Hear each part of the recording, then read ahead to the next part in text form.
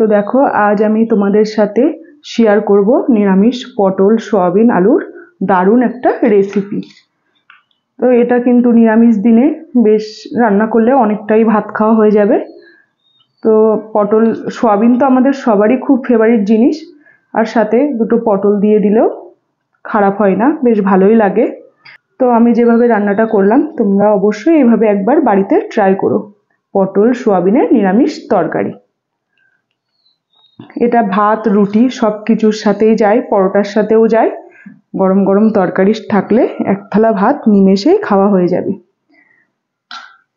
তো চলো আজকে তোমাদের সাথে আমি শেয়ার করব নিরামিষ পটল সয়াবিনের দারুণ একটা রেসিপি। তো চলো দেখতে থাকো আমার রান্নাটা।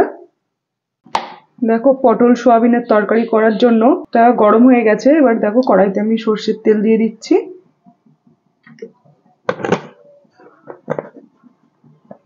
আলুটাকে ভেজে নেব, তার জন্য সর্ষের তেল দিয়ে দিলাম। তেলটা একটু গরম হয়ে যাক। তো দেখো তেলটা আমার গরম হয়ে গেছে। এবার তেলের মধ্যে আমি কেটে রাখা আলুগুলোকে দিয়ে দেবো একটু ভেজে নেওয়ার জন্য।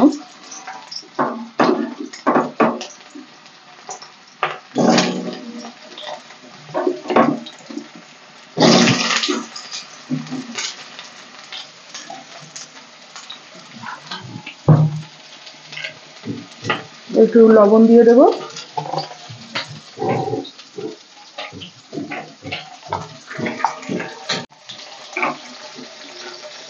আর একটু হলুদ দিয়ে দেবো।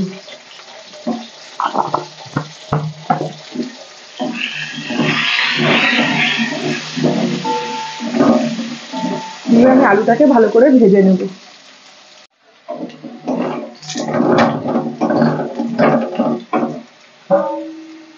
তো দেখো আলুগুলো আমার খুব সুন্দর করে ভাজা হয়ে গেছে। এবার আমি আলুগুলোকে তুলে নেব।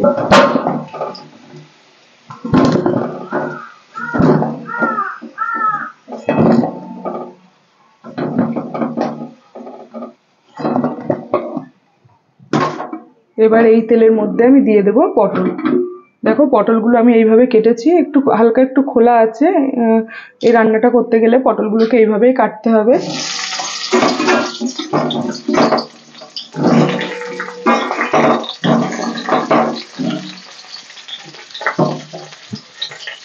পটলের মধ্যে আমি একটু লবণ দিয়ে দিচ্ছি,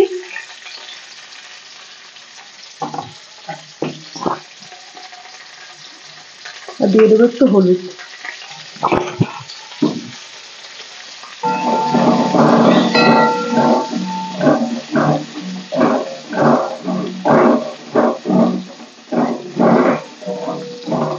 তো পটলটাকেও আমি 5 মিনিট ভেজে নেব ভালো করে।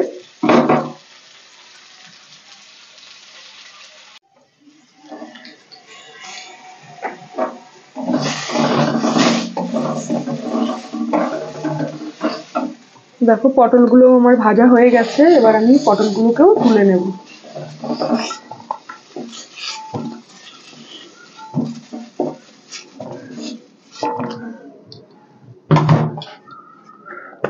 কড়াইতে আর একটু সর্ষের তেল দিয়ে দিই।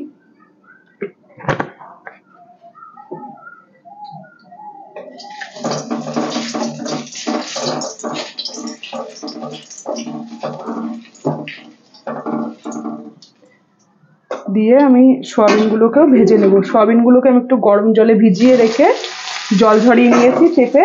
এবার সয়াবিনগুলো ভেজে নিচ্ছি।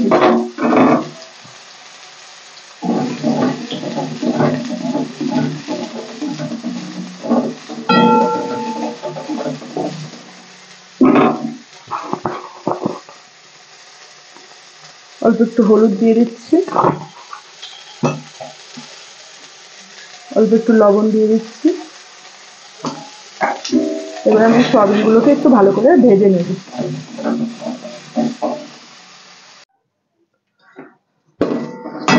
তো দেখো সয়াবিনটাও খুব সুন্দর করে ভাজা হয়ে গেছে। এবার আমি নামিয়ে নেব।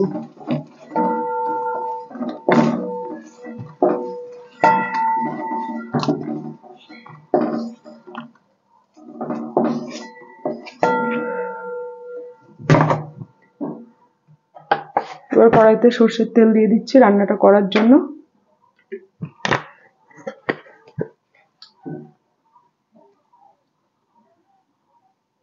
তেলটা গরম হয়ে যাক।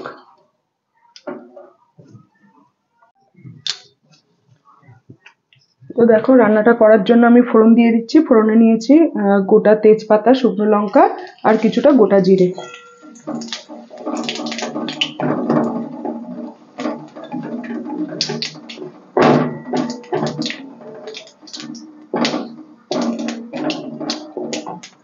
দেখো আমার ফোড়নটা হয়ে গেছে। এবার আমি এর ভিতরে কেটে রাখা টমেটো দিয়ে দেবো।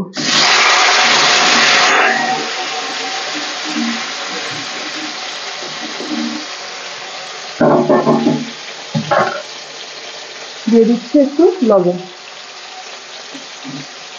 যাতে টমেটোটা তাড়াতাড়ি গলে যায়।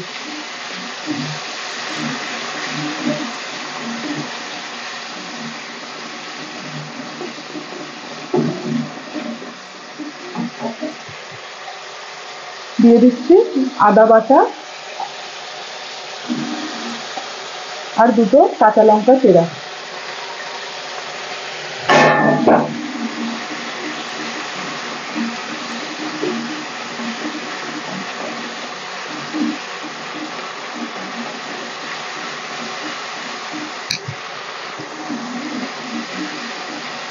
মশলাটাকে ভালো করে কষিয়ে নিই। দেখো টমেটোটা খুব সুন্দর সিদ্ধ হয়ে গেছে। এবার আমি এর ভিতরে দিয়ে দেবো জিরে গুঁড়ো, পরিমাণ মতো জিরে গুঁড়ো দিচ্ছি, অল্প একটু মরিচের গুঁড়ো দিচ্ছি, আর দিয়ে দেবো একটু শুকনো লঙ্কার গুঁড়ো।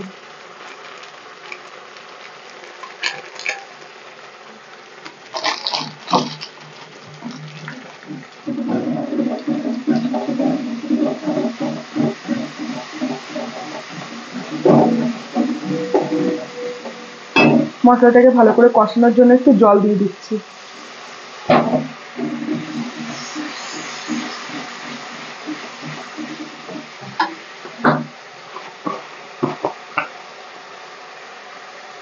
এর ভিতরে আমি একটু হলুদ গুঁড়ো দিয়ে দিচ্ছি।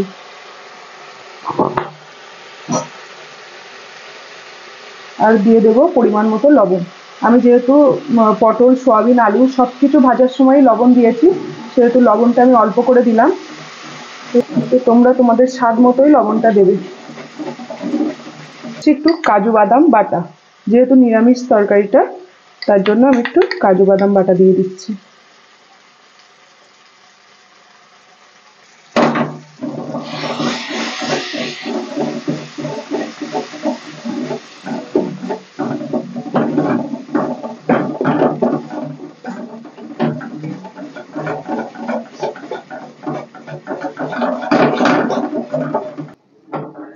দেখো মশলাটা থেকে পুরো তেল ছেড়ে এসছে। এখন আমি ভেজে রাখা পটল, সয়াবিন, আলু সবগুলো এর ভিতরে ঢেলে দেবো। দিয়ে এবার আমি ভালো করে এটাকে একসাথে কষিয়ে নেব। এই কষানোটাই যত ভালো হবে, রান্নাটা কিন্তু খেতে ততটাই ভালো হবে। মানে কষানোর কাছেই সবকিছু। এই পর্যায়ে একটু ভালো করে কষাতে হবে।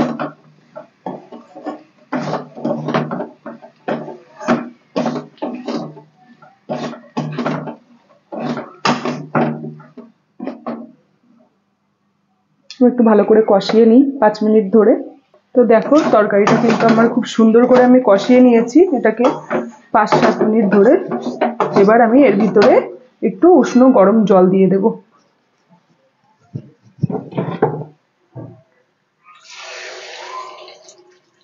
যেহেতু আমার আলুটা অনেকটাই সিদ্ধ হয়ে গেছে ভেজে নেওয়া, সেহেতু জলটা একটু পরিমাণ বুঝে দিতে হবে।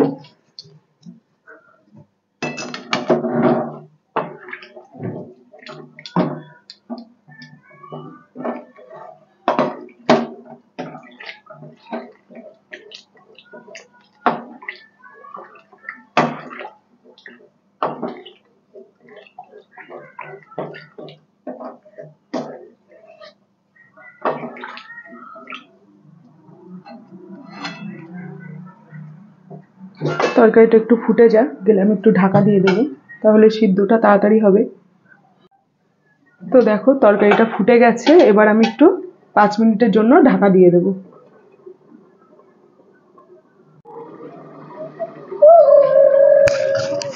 তো চলো ঢাকাটা খুলে দেখা যাক।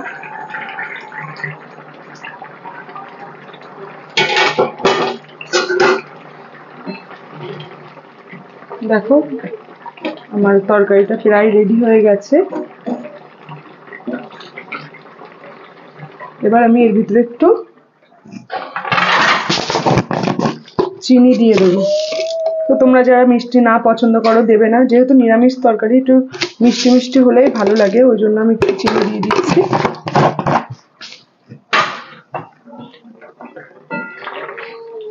তো এটা নিরামিষ তরকারি, একটু মিষ্টি দিলে ভালোই লাগে।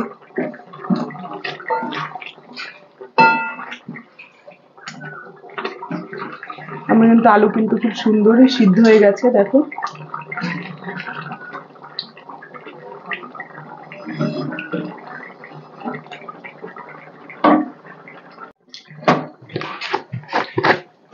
দেখো আমার তরকারিটা প্রায় রেডি হয়ে গেছে। এবার আমি এর ভিতরে দিয়ে দেবো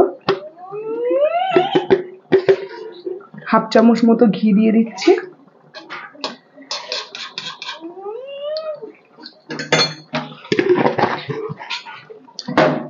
আর দিয়ে দেবো একটু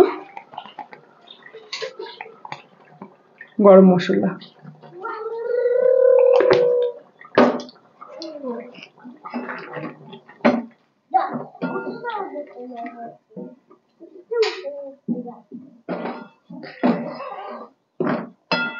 আমি ঘি আর গরম মশলা দিলাম, ওই জন্য আমি এটাকে এবার 5 মিনিট একটু ঢাকা দিয়ে রাখবো।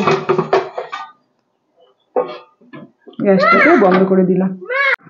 তো বন্ধুরা, আমার নিরামিষ পটল সোয়াবিনের তরকারি কিন্তু রেডি হয়ে গেছে, আমি নামিয়ে দিয়েছি এটা।